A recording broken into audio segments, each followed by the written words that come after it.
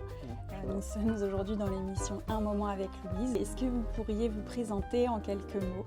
Je m'appelle Sandrine, je suis designer textile et peintre depuis maintenant un peu plus de 40 ans. Je suis dans mon atelier régulièrement, mais bon, ce qui m'intéresse, c'est aussi de faire une rencontre avec les gens. Donc je suis dans un atelier boutique où on est plein de créateurs, parce que moi j'aurais bien aimé me faire aider quand j'étais plus jeune, donc je trouve que c'est intéressant d'ouvrir la galerie avec plein d'autres créateurs. On est dans la galerie actuellement. Oui. Est-ce que vous voulez nous montrer ce que vous faites? Eh bien écoutez, je fais tous les tableaux qui sont derrière moi, et puis tous les tableaux, et puis je fais toutes les soies. Et comment ça vous est venu De faire cette envie de vous exprimer via les peintures alors textiles? ça date d'il y a très longtemps.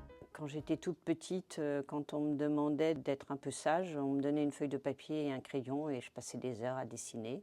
J'ai eu la chance d'avoir une maman qui aussi accepte que je fasse ce genre d'études après. Pendant ma scolarité, j'ai fait de la terre, j'ai touché beaucoup de choses manuelles. J'ai fait les beaux-arts en cours du soir avant de passer les concours après le bac. Je faisais 9 heures de cours par semaine, donc c'était vraiment génial. Sortie de mes maths et de ma biologie que j'adorais, je faisais du dessin et de la sculpture. Ici, il y avait une galerie, et moi je viens ici depuis que je suis gamine, donc je viens aussi depuis l'âge de 2 ans. Et, à Guérande, du coup. À Guérande. Et donc il y avait une boutique ici, quand j'avais 15-16 ans, qui était avec plusieurs artistes. Et c'est amusant parce que quand je rentrais dedans, je me disais peut-être qu'un jour je créerai, et j'ai repris la galerie. Ah, c'est incroyable. C'est la même? Oui. Ah oui, c'est la même en C'est plus. la même, mais pas au même endroit, parce qu'on était dans la rue de Saillé, et la galerie a déménagé parce que la maison a été vendue. Et donc vous avez vécu où? Parce que là, on est à Guérande. J'ai fait les études à Paris, puis après j'ai pas mal voyagé, donc je suis allée dans les îles, en Polynésie, à La Réunion, en Irak aussi. Pour faire quoi?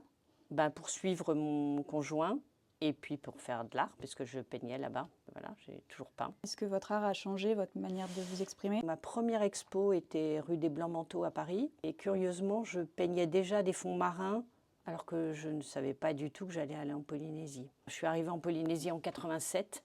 J'ai continué à peindre et je faisais de la soie déjà. Donc, voilà. Et ça marche comment la soie? Comment on fait? Je mets ça sur des cadres. Et puis je pose mes couleurs, je fais mes propres couleurs. Ce qui m'intéresse, c'est de faire mes propres couleurs. Et on fait comment des couleurs? Eh bien, avec des pigments, on part sur les couleurs primaires et on essaye de travailler sur ces couleurs. Donc par exemple, quand on rajoute une pointe de rouge, le bleu va se révéler encore mieux. Moi, quand j'étais toute gamine, le marron et le bleu ne mettaient pas ensemble. Moi, j'adorais faire des marrons et des bleus ensemble. Et maintenant, j'en fais. C'est magnifique en fin de compte. C'est des associations qui ne se faisaient pas. Oui, c'est ça. C'était juste une question de culture, en fait. Oui. Et là, les peintures, parce qu'il y a Alors plein de maintenant, matières dessus. dans la peinture, maintenant, je mets de la soie. Ah oui? Donc, vous voyez, il y a un drapé de soie. Et puis, depuis 97, j'ajoute la soie à mon travail. Oh là là. Et quelles sont les autres matières? Eh bien, là, c'est du sable mélangé à de la chaux, de l'huile, et puis c'est de la bourre de coco, parce que c'est un tableau que... À l'époque, j'utilisais beaucoup de la bourre de coco quand j'étais en Polynésie, parce que j'adorais. Alors, j'ai plus trop de tableaux de Polynésie. Et ça, c'est du sable? Mélangé à de la chaux, oui. Ah oui, d'accord, c'est la même matière qu'ici. Et là? Alors ça, c'est des feuilles d'or. Et puis ça, c'est de la soie mélangée avec de la peinture. Et donc, ça donne une fibre. Alors là, par exemple, il y a des drapés, comme ce que je fais. Mais là, on peut faire avec des nœuds. Il y a des nœuds aussi. J'aime bien ajouter des nœuds. Et là, c'est quand même inspiré des paysages ici. Là, pour moi, c'est l'église de Bas-sur-Mer. Mais ça peut être un phare, ça peut être... Voilà. Mais c'est principalement sur les marais salants. Ces toiles-là. Mais vous voyez, cette toile ronde, là, bleu marine, ma cousine, quand elle est arrivée, elle me dit « Ah, t'as fait Jupiter !» Je dis « Bon, si tu veux. » Pourquoi pas? Il y a un petit garçon qui est arrivé qui me dit « Ah, c'est la Tour Eiffel !» Et il voyait la Tour Eiffel, alors que, bon, c'était pas la Tour Eiffel, mais... Oui, c'est-à-dire, c'est la personne qui crée, puis la personne qui regarde, qui crée aussi, quoi. Voilà, exactement. Et c'est ça l'important. C'est pour ça que... Moi, j'aimerais bien mettre le moins de choses possible dans mon travail. Essayer de faire le plus simple possible. Et pourquoi cette simplicité? Qu'est-ce que ça apporte? Entre faire quelque chose et exprimer ses émotions, c'est pas la même chose. Et quand on a presque rien et qui va révéler à l'autre le presque tout, c'est génial. Du coup, c'est passer du figuratif à l'abstrait. Exactement. C'est ça. Oui. Mais sauf que y a des gens, ils ont besoin de ce contact avec le figuratif parce qu'ils ont du mal à comprendre. Alors qu'en fin de compte, si on l'explique, Oui, c'est ça. C'est qu'ils ont du mal à rentrer dedans. Oui. Enfin, c'est la porte. oui, c'est la la- porte. Mais l'entrée en normalement, contact, le plus en fait. simple, la porte, elle s'ouvre beaucoup plus facilement quand il y a très peu de choses. C'est pour ça que un enfant pourra dire « Tiens, c'est une tour Eiffel ». Bien sûr. Parce que lui, il va être dans la simplicité de ce que lui a comme référence, tout simplement. C'était un petit garçon Et puis qui peut-être aimait plus la l'émotion, du coup, Oui. et la sensation, plus que nous qui intellectualisons. Voilà, exactement. Et puis, c'est là où, moi, je dis souvent, les émotions, elles ne se maîtrisent pas.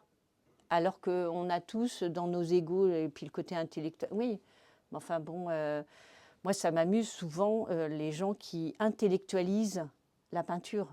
On fait ce qu'on peut. Bien sûr, si on vous donne un sujet, vous avez appris, vous savez faire. Entre ce que vous avez appris et que vous savez faire et sortir de ça. Oui, puis justement, c'est ce que vous disiez tout à l'heure. Par exemple, le marron et le bleu, si on apprend et si on reste sur l'intellect, Voilà. ça ne se fait pas. Ben non. Moi, Et la première fois que j'en ai justement, fait, on m'a dit « Oh là là, mais quelle horreur !» Maintenant, regardez comme c'est beau. Et puis après, ça fonctionne, ouais. du coup, ça va avec tout.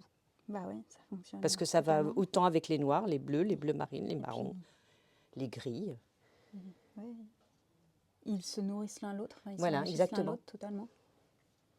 Oui, donc comme quoi la transgression... Enfin, oui, c'est toujours l'espèce de règle. Il en faut aussi de la technique voilà. et des règles. De toute manière, il faut pour créer. il y a des gens qui ont une technique directe. Après, moi, je pense qu'il y a des choses qu'on apprend.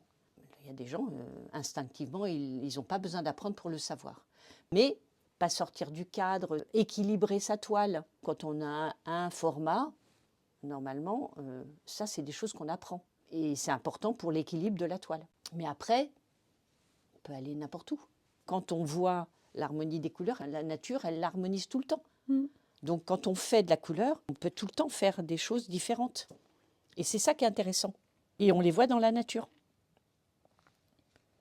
Vous voyez, ça c'est le même style, mais en très clair. Qui ne rendra pas du tout la même chose, mais... C'est incroyable. Alors que c'est vrai que quand vous me demandez un turquoise ou un truc comme ça, c'est bien plus simple à faire. Mais cette harmonie des couleurs, voilà, on a plein... et c'est sans fin. Mais d'ailleurs, c'est un peu subjectif. Complètement. Mais après, vous voyez une personne et vous dites, tiens, cette personne-là, ça va lui aller telle couleur. Moi, maintenant, je le ressens. Pour révéler des choses. Vous avez les yeux bleus ou d'une couleur et vous dites, il y a des gens, ils s'effacent et tout. Et pour qu'elle rayonne, mais juste pour le rapport avec l'autre, pas pour soi. Parce qu'en fait, on ne va pas se regarder dans une glace toute la journée. Mais pour le regard de l'autre, c'est important d'avoir aussi une couleur qui se révèle. Quel est votre rapport à la mode